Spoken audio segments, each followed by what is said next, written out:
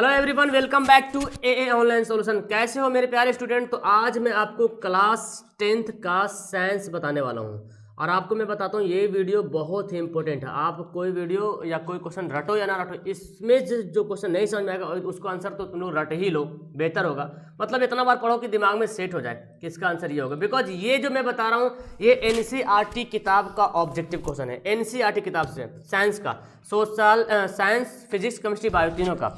और इसमें जितना सारा सवाल है लगभग सारा सवाल आ चुका है एग्जाम में। मैं ये नहीं बोलूँगा कि पूरा का पूरा सवाल एग्जाम में आ जाएगा, लेकिन इसमें से बहुत सवाल टैली करेगा तो करेगा। ओके, तो लगभग मेरे ख्याल से 40 से 50 क्वेश्चन होगा एनसीईआरटी में जो क्वेश्चन दिया हो ऑब्जेक्टिव। किसी के पास किताब भी होगा तो वो पढ़ रहा होगा, या किसी के पास नहीं होगा तो एक बार जरूर पढ़ लो, इसको बहुत बेनिफिट होने वाला। तो चलिए स्टार्ट करते हैं वीडियो को। तो कम से कम 1000 लाइक कंप्लीटली करना है इस दौरान, एंड जितना ज़्यादा लाइक आप लोग करो। और जो पहली बार आए तो चैनल को सब्सक्राइब करना मत भूलिएगा। आइए 1 बाय 1 करके पढ़ते हैं, फिर इसको समझते हैं। सबसे पहले सवाल यहाँ पे दिया है, क्या है देखिए सवाल है पीबीओ लेड ऑक्साइड और कार्बन, ये दोनों जब अभिक्रिया किया तो पीबी यानी कि सीसा अलग हो गया और कार्बन डाइऑक्साइड गैस बन गया।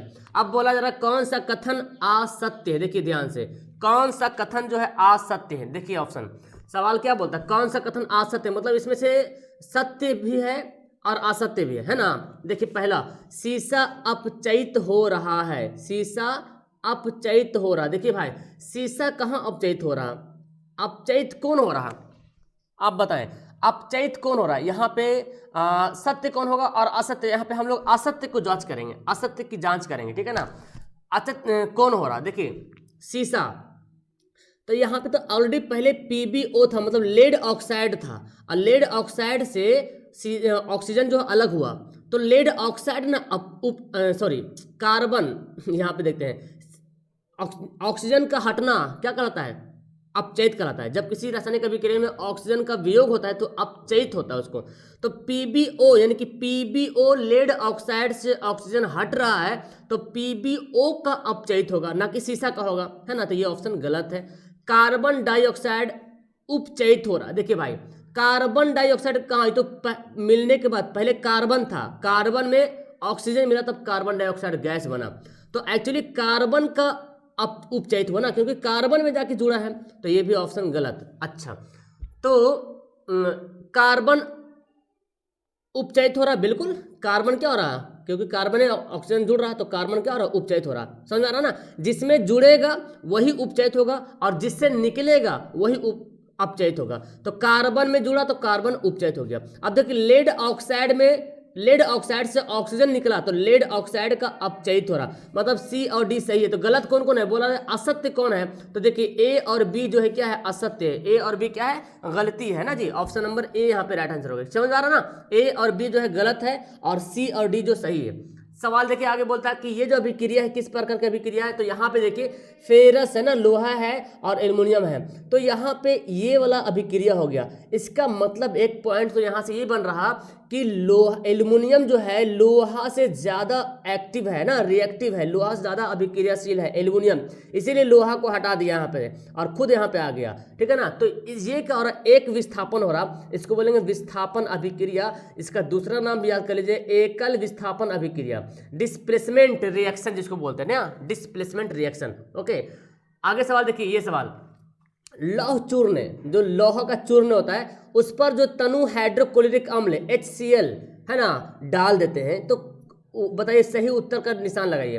हाइड्रोजन गैस और आयरन क्लोराइड बनता है। अगर हम लौह चूर्ण, कोई लौह चूर्ण है उस पर जो है HCl जो है गैस, HCl अम्ल है उसको डाल देंगे उस पर, लौह चूर्ण पे, लोहा पे, जो लोहा का चूर्ण है, तो कौन सा सही होगा इनमें से, हाइड्रोजन और आयरन क्लोराइड बनेगा, या क्लोरीन गैस और आयरन ऑक्साइड बनेगा, हाइड्रोक्साइड बनेगा, या कोई अभिक्रिया नहीं होगा, या आयरन लवण एवं जल बनता है। तो यहाँ पे जब आप ऐसा काम करोगे तो हाइड्रोजन गैस और आयरन क्लोराइड बनेगा, ठीक है ना, ऑप्शन ए। नेक्स्ट पढ़ते हैं, कोई विलयन लाल लिटमस पत्र को नीला कर देता है तो इसका पीएच मान क्या होता है। कोई विलयन है और वो लाल लिटमस पत्र को क्या किया, नीला कर दिया, तो पूछा जा रहा है कि इसका पीएच मान क्या होगा, पीएच मान क्या होगा। बहुत अच्छा सवाल। तो आपको पता है यार पीएच मान, लाल को नीला कौन करता है, लाल को नीला जो है क्षार करता है ना जी।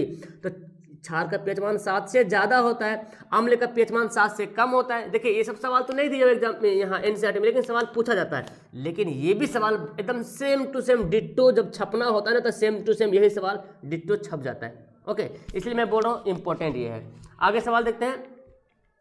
कोई विलयन अंडे के पिसे हुए कवच से अभिक्रिया करता है। जो अंडा होता है ना, अंडा व्हाइट वाला कैल्शियम कार्बोनेट होता है, जो अंडा होता है कैल्शियम कार्बोनेट होता है, वो पीस दिए और उससे कोई विलयन अभिक्रिया किया तो एक गैस निकला, और जो गैस है चूने के पानी को दुधिया कर देता है।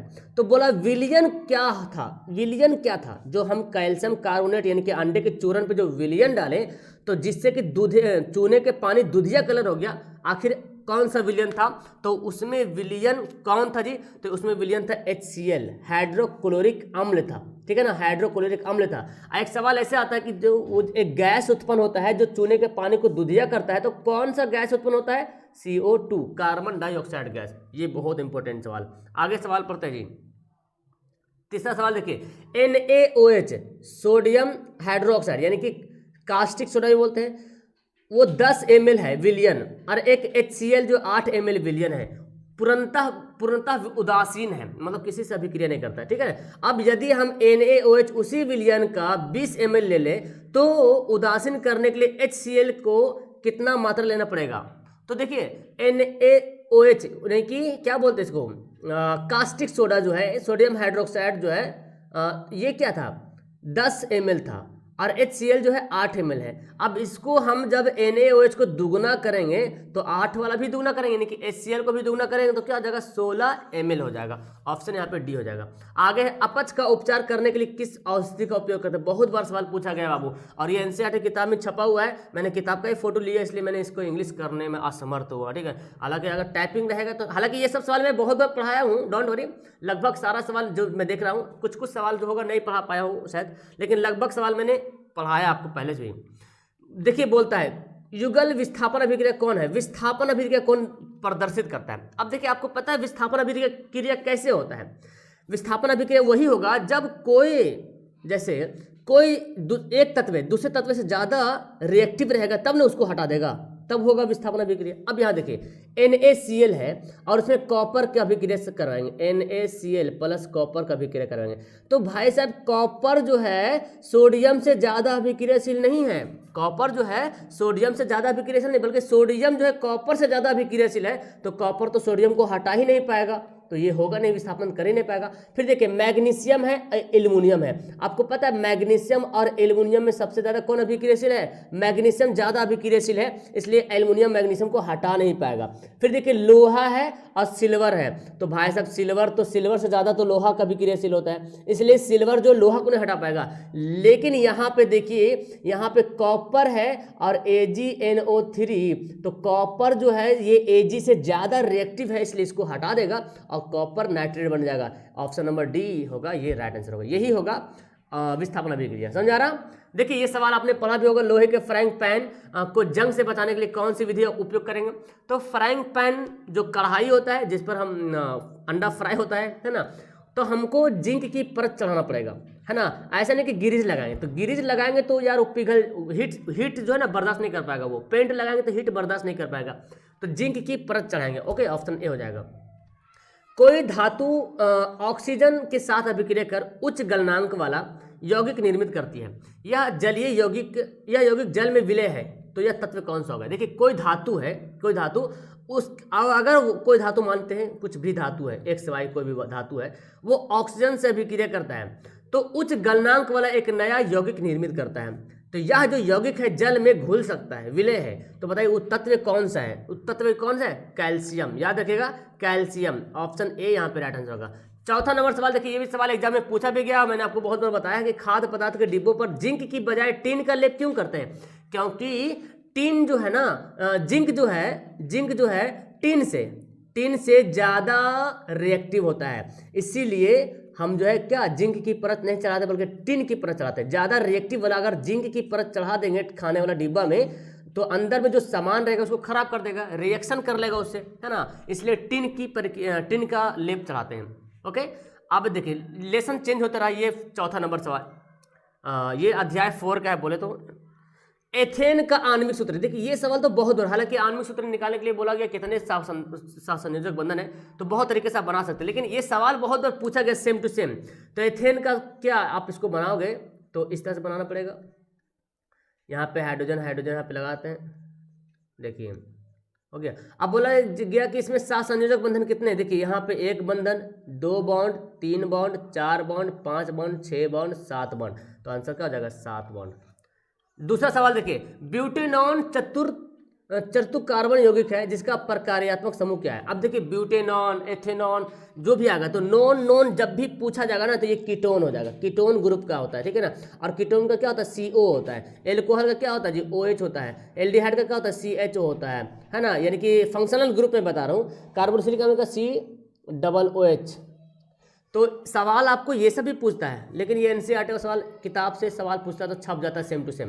देखिए खाना बनाते समय यदि बर्तन की तली बाहर से काली हो रही है तो इसका मतलब क्या है, इसका मतलब ये है कि जो आपने ईंधन यूज किया वो ईंधन सही से जल नहीं रहा ना, ज़्यादा धुआं दे रहा, ज़्यादा धुआं देगा तो बर्तन काली हो जाएगा। जैसे गैस से धुआं ज़्यादा निकलता नहीं, बर्तन भी काली नहीं होती है, आराम से खाना पक जाता है। वही लकड़ी से बनाइएगा खाना तो लकड़ी से धुआं ज़्यादा निकलेगा, आग कम मिलेगा, धुआं ज़्यादा निकलेगा तो बर्तन काला हो जाएगा।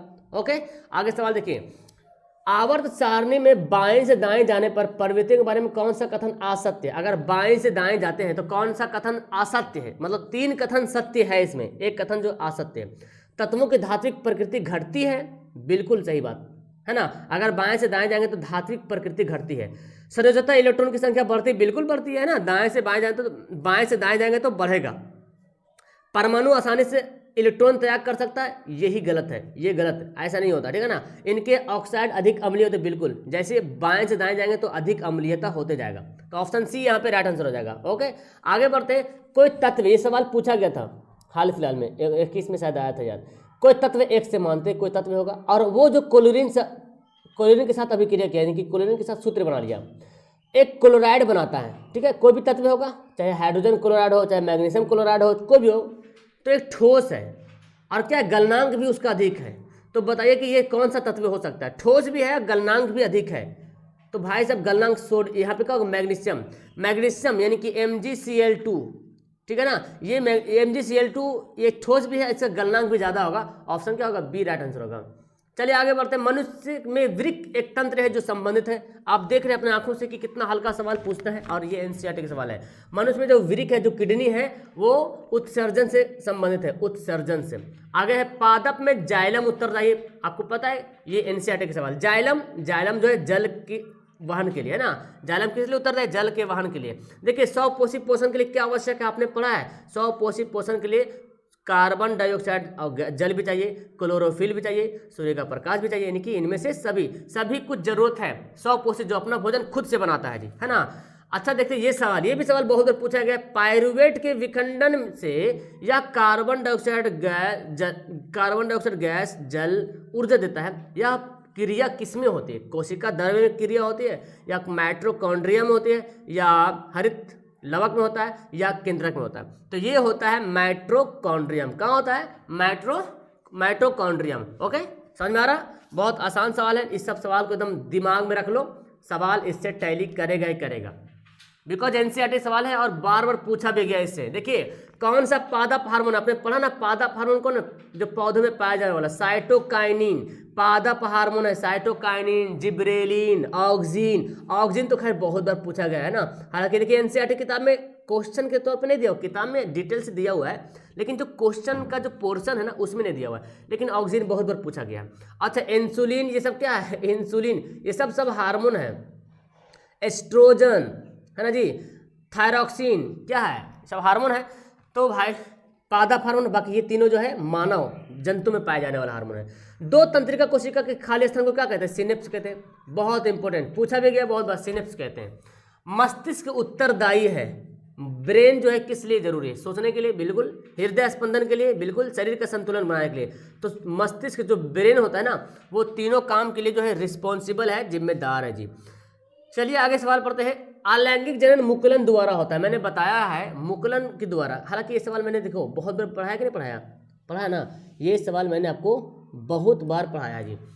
तो अब यहाँ पे आगे अलैंगिक जनन मुकुलन द्वारा होता है, मुकुलन द्वारा किस में होता है, तो ईस्ट में होता है, ईस्ट में और हाइड्रा में, ईस्ट और हाइड्रा में अलैंगिक जनन मुकुलन के द्वारा होता है। दूसरा सवाल देखिए, कौन मानव में मादा जनन तंत्र का भाग नहीं? कितना बार आपने पढ़ा होगा सवाल। तो ये सवाल इसलिए मैं लाया ताकि एनसीईआरटी सवाल है, इसको तुम लोग दिमाग में सेट कर लो। मानव मादा जनन तंत्र भाग कौन नहीं? शुक्रवाहिका, चूंकि शुक्रवाहिका जो है विरसन में निर्माण होता है और विरसन जो है पुरुष का अंग पाया जाता है, ठीक है ना। ऑप्शन हमारा सी हो जाएगा। परागकोश में होते हैं, देखिए परागकोश में क्या होता है? परागकण होते हैं, पढ़े आप लोग, परागकोश में परागकण होते हैं। चलिए आगे सवाल दिया हुआ है, मेंडल ने के एक प्रयोग में लंबे मटर के पौधे जिनके बैंगनी पुष्प थे वह का संकरण बौने पौधे जिनके सफेद पुष्प थे से कराया। उसकी संतति के सभी पौधों में पुष्प बैंगनी रंग के थे, परंतु उसमें से लगभग आधे बौने थे। इससे कहा जा सकता है कि लंबे जनक पौधे की अनुवांशिक रचना निम्न थी। तो कौन सा था? मेंडल ने जो बताया था उसके बारे में। तो ये था, देखो याद कर लो, कैपिटल टी, फिर स्मॉल टी और कैपिटल डब्ल्यू, ऑप्शन सी। एक सवाल मेंडल से बनता है कि बौने पौधे को उन्होंने स्मॉल टी से दर्शाया था, ये भी सवाल बनता है, पूछा भी है। समजात अंक का उदाहरण है, ये सवाल में, एक मिनट, ठीक है, समजात अंक का उदाहरण है। तो हमारा हाथ कुत्ते का अग्रपद, एनसीईआरटी में जो इसका आंसर दिया हुआ है, इसका आंसर दिया हुआ इनमें से सभी, और कहीं इसमें मैं कंफ्यूजन भी हो रहा हूँ। अच्छा, एक जगह मैं देखा, एक्सप्लेनेशन देखा है, तो उन्होंने बताया कि हमारा हाथ और कुत्ते का अग्रपद तो होता ही है। हमारे दांत और हाथी के दांत क्यों होता है? क्योंकि हमारा दांत कृंतक जो दांत होता है ना, हाथी का भी वही दांत होता है, लेकिन हाथी के दांत वही दांत बड़ा हो जाता है, आगे निकल जाता है, उसका काम अलग है। आलू और भूस घास के ऊपरी भूस्तरी। तो इस तरह से हमारा आंसर डी यहाँ पे राइट आंसर होगा। आप लोग मुझे बताएं क्या इसका आंसर आप लोग हालांकि मैंने देखा है, फिर भी मैं इसको एक बार फिर से मैं देख के बता दूंगा, लेकिन इसको जहाँ तक इसका आंसर मैं देखा हूँ और किताबों में भी दिया हुआ है और एक्सप्लेनेशन भी मैंने देखा हूँ, तो इस तरह बता रहा था कि कृंतक दांत होता है, जो हाथी का जो निकला हुआ दांत होता है ना, दो ठो, वो भी कृंतक ही दांत होता है, लेकिन निकल जाता है आगे, बनावट सेम बता रहा है, संरचना सेम होता है, लेकिन काम अलग अलग होता है। तो इस तरह से इसका आंसर डी होगा। देख लेंगे इसको, फिर बाकी हम इसको करेंगे सही से। विकासीय दृष्टि से हमारी किससे अधिक समानता है? विकास की दृष्टि से, तो एक्चुअली देखो एनसीईआरटी में आंसर दिया हो तो सही ही होगा, है ना, दिक्कत नहीं होगा। विकासीय दृष्टि से हमारी जो है चीन की विद्यार्थी से, ओके। तो देखिए दो सवाल इसमें से आपका दो सवाल बनता है कि विकासीय दृष्टि से आता है हमारी किससे अधिक समानता है, तो चीन के विद्यार्थी से।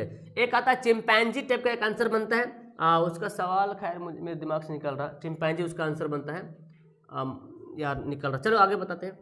नेक्स्ट पढ़ते हैं, कौन सा पदार्थ लेंस बनाने के लिए उपयोग नहीं किया जा सकता? ये भी सवाल पूछा गया बार बार, है ना। मिट्टी का उपयोग नहीं करते लेंस बनाने के लिए, मिट्टी के तो कोई उपयोग ही नहीं करेंगे। अच्छा, किसी बिंब का अवतल दर्पण द्वारा बना प्रतिबिंब आभासी होगा। क्या होगा? आभासी, सीधा और बिंब से बड़ा। तो कहाँ रखेंगे वस्तु को, कहाँ रखना चाहिए? तो अवतल दर्पण में हमको कहाँ रखना पड़ेगा? आभासी भी होगा, वस्तु होगा, और बिंब से बड़ा भी बनना चाहिए। तो यार हमको कहाँ रखना पड़ेगा? ये अवतल दर्पण है, ये है ध्रुव है, ये फोकस है। यहाँ पे हम वस्तु को रखेंगे ना, यहाँ पे रखेंगे तो वस्तु कहाँ? एकदम इधर बनेगा। कहाँ बनेगा? एकदम नीचे जाके बनेगा, है ना जी, यानी कि अनंत पे बनेगा। तो दर्पण के ध्रुव और मुख्य फोकस के बीच रखना पड़ेगा हमको, दर्पण के ध्रुव और मुख्य फोकस के बीच में वस्तु को रखना पड़ेगा, ओके, तब जाके यहाँ पे बनेगा, अनंत में प्रतिबिंब बनेगा। ऑप्शन डी हो जाएगा। आगे और बड़ा भी बनेगा।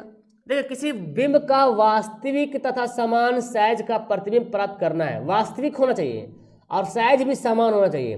तो लेंस, उत्तल लेंस के सामने कहाँ पे रखेंगे? जो उत्तल लेंस ऐसे होता है, उत्तल लेंस में दो फोकस होता है, एक f1 यहाँ पे मानो, f2 मानो, है ना। यहाँ पे f-1, यहाँ पे f-2। तो हमको क्या बोला गया? समान साइज प्राप्त करना ना, तो यहाँ पे f2 पे रखना पड़ेगा। तो f2 पे रखिएगा तो समान साइज प्राप्त होगा, यहाँ पे आके सेम साइज, समान, ओके, समान साइज प्राप्त होगा। तो पता क्या चल रहा कि फोकस की दूरी की दुगनी पे रखना पड़ेगा, क्योंकि ये वाला डिस्टेंस, ये वाला डिस्टेंस दोनों जो है बराबर होता है। ओके, ऑप्शन बी यहाँ पे राइट होगा। आगे सवाल दिया हुआ है, हालांकि एनसीईआरटी में मेरा किताब में ऑप्शन गलती, अनंत पे लिखा हुआ, अनंत पे तो होगा नहीं।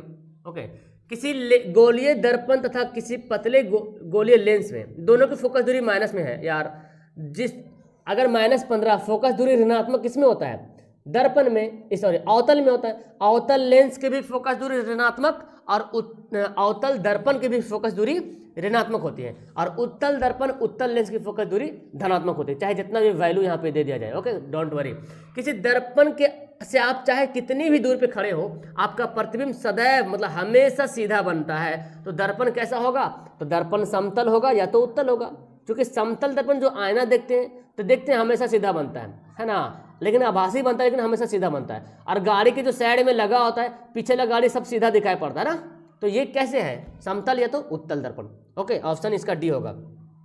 आगे यहाँ पे किसी शब्दकोश में पाए गए छोटे अक्षरों को पढ़ते समय आप कौन सा लेंस पसंद करेंगे, तो 5 सेंटीमीटर फोकस दूरी के उत्तल लेंस। हमको उत्तल लेंस फोकस पसंद करना है क्योंकि हमको छोटा छोटा सामान को बड़ा बड़ा देखना है, नज़दीक वाला छोटा सामान को बड़ा, दूर वाला नहीं, नज़दीक वाला छोटा सामान को बड़ा देखना है ना। किताब को पढ़ना, डिक्शनरी पढ़ना, छोटा छोटा लिखा हुआ है उसको बड़ा बड़ा देखना है, तो हमको ऑप्शन नंबर सी ये वाला यूज करना पड़ेगा।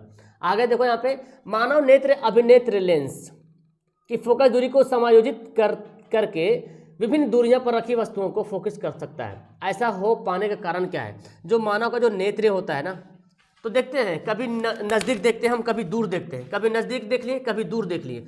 तो ये जो फोकस दूरी कंट्रोल कर रहा है, कौन कर रहा है, ये जो कर रहा है ना, इसका जो करने की क्षमता को बोला गया सामंजन क्षमता, इसको बोला गया सामंजन क्षमता। इस सामंजन क्षमता के कारण हमारी आंख जो है प्रतिबिंब को कभी दूर देखते हैं तो दूर का पूरा दिखता है फोटो, नज़दीक देखते हैं तो नज़दीक का फोटो दिखता है। देख रहे हैं आंख कितना जल्दी कंट्रोल कर रहा है, तो ये कौन सा क्षमता है, सामंजन क्षमता के कारण ऐसा होता है। आगे मानव नेत्र जिस भाग पर किसी वस्तु का प्रतिबिंब बनता है उसको बोलते हैं रेटिना, है ना, दृष्टि पटल बोलते हैं, रेटिना बोलते हैं इंग्लिश में, है ना, याद कर लीजिएगा, ऑप्शन इसका डी होगा। याद तो होगा ये वाला। देखिए ये सवाल कितना बार पूछा गया, सामान्य दृष्टि के वयस्क के लिए सुस्पष्ट दर्शन के लिए अल्पतम दूरी, अल्पतम के मतलब हुआ न्यूनतम, मिनिमम 25 सेंटीमीटर, है ना, और अधिकतम बोलता तो अनंत होता। ओके, तो हो गया ऑप्शन नंबर सी। चलिए, अभिनेत्र लेंस की फोकस दूरी में परिवर्तित किया जाता है। फोकस दूरी जो बदलता है, आगे पीछे हो रहा, ये कौन बदलता है, ये बदलता है पक्षमापी द्वारा। किसके द्वारा, पक्षमापी द्वारा। आगे सवाल देखिए यहाँ पे क्या बोलता है, ये है विद्युत धारा वाला लेसन है ना, उसी का यहाँ पे क्वेश्चन है।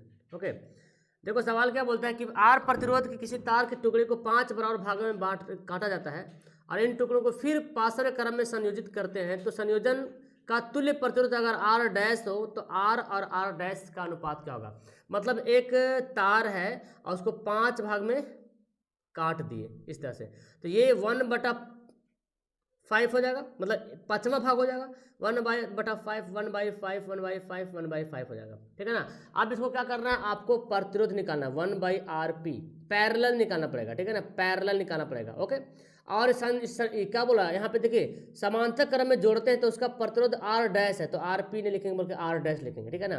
तो इस तरह से आप निकालेंगे 1/5R, हाँ 1/5R लिखे डायरेक्ट, 1/5R, बार बार लिखेंगे, 5 बार लिखेंगे 1/5R। तो इसको जब हल करोगे ना तो आपको अनुपात निकलेगा R/R डैश का अनुपात निकलेगा 25:1।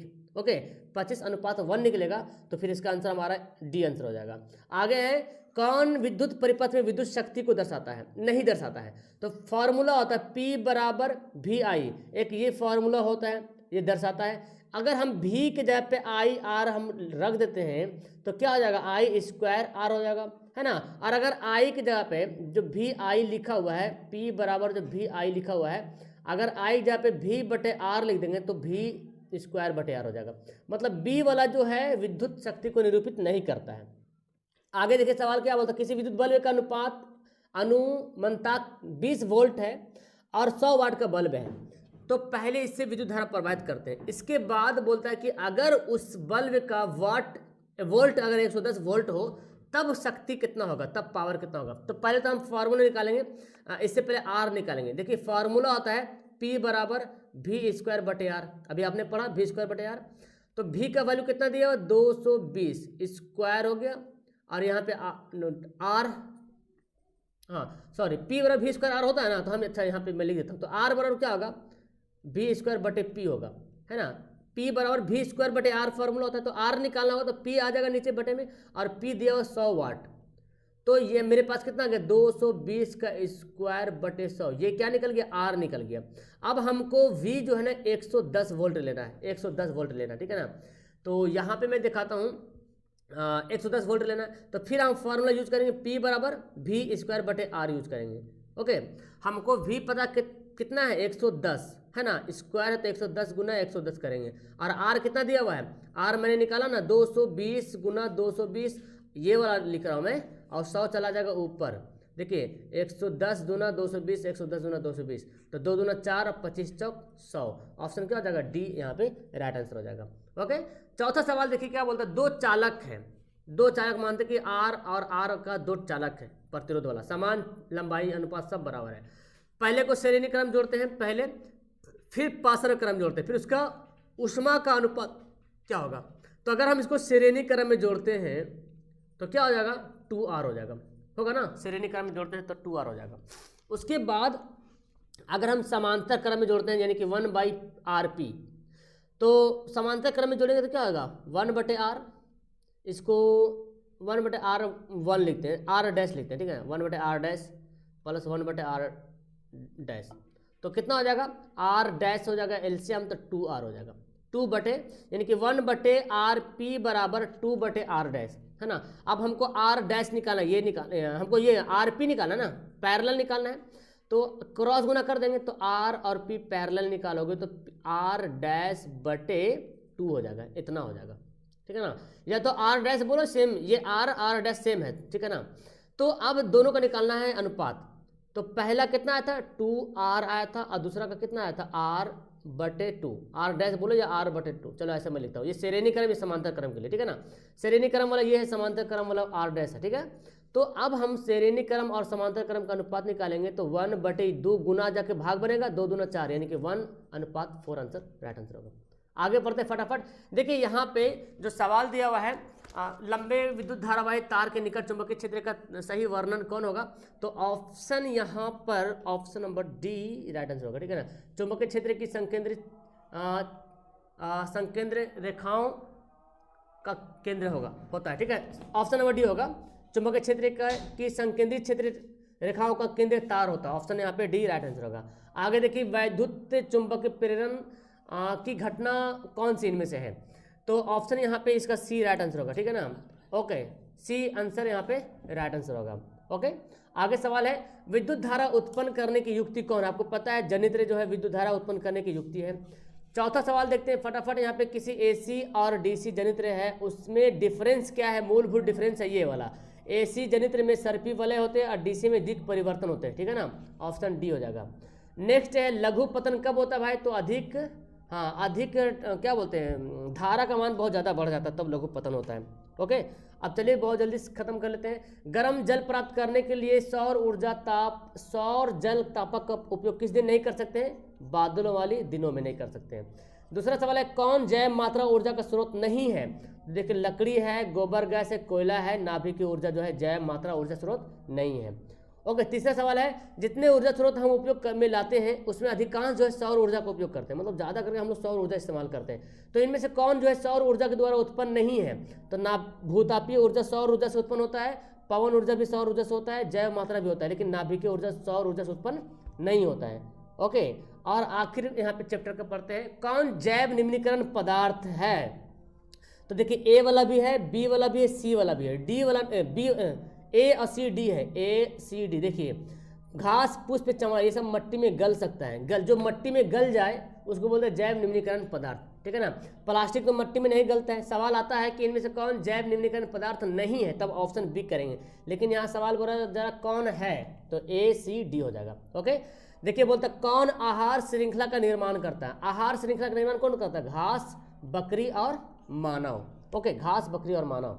आखिरी सवाल पढ़ते हैं कौन पर्यावरण मित्र सही है, तो देखिए बाजार जाते समय सामान के लिए कपड़े के थैले ले जाएंगे, बिल्कुल सही बात है। कार्य समाप्त होने पर लाइट बल्ब या पंखा बंद कर दें, बिल्कुल सही बात है। माँ द्वारा स्कूटर से विद्यालय छोड़ने के बजाय तुम्हारा विद्यालय पैदल जाना, बिल्कुल सही है, तो ऑप्शन यहाँ पर डी राइट आंसर हो जाएगा। तो यहाँ पे टोटल मैंने आपको पूरा एनसीईआरटी का जो साइंस क्वेश्चन है जो कि एग्जाम में सवाल आता है, ऐसा नहीं बोलता हूँ मैं कि पूरा के पूरा सेम टू सेम यही वाला सवाल मतलब पूरा सवाल आ जाएगा, लेकिन इससे सवाल मिलेगा तो मिलेगा, 100% चैलेंज है। बिकॉज इसमें ना मैंने 50 सवाल के लगभग बताया है, और फिजिक्स केमिस्ट्री बायो तीनों का यहाँ पे मिक्स है, मिला हुआ है। तो अगर तीनों मिला करके अगर इसमें से अगर 10-15 सवाल भी आ जाए तो बहुत अच्छी बात है ना जी। तो इसलिए मैं बोल रहा हूँ सवाल इंपॉर्टेंट है, और ये एनसीईआरटी किताब का लेसन वाला जो किताब का जो क्वेश्चन दिया हुआ है उसमें से सवाल मैंने उठाया है, सोचा कि इसको एक बार मैं बता दूं। ओके, तो उम्मीद है आपको समझ में आ गया होगा। वीडियो को लास्ट करते हैं, आप लोग लाइक करना जरूर, और पहली बार आए तो चैनल को सब्सक्राइब करना मत भूलिएगा, अपने दोस्तों को शेयर जरूर कीजिएगा। ओके, मिलते हैं नेक्स्ट वीडियो में। That's all, thank you everyone, bye.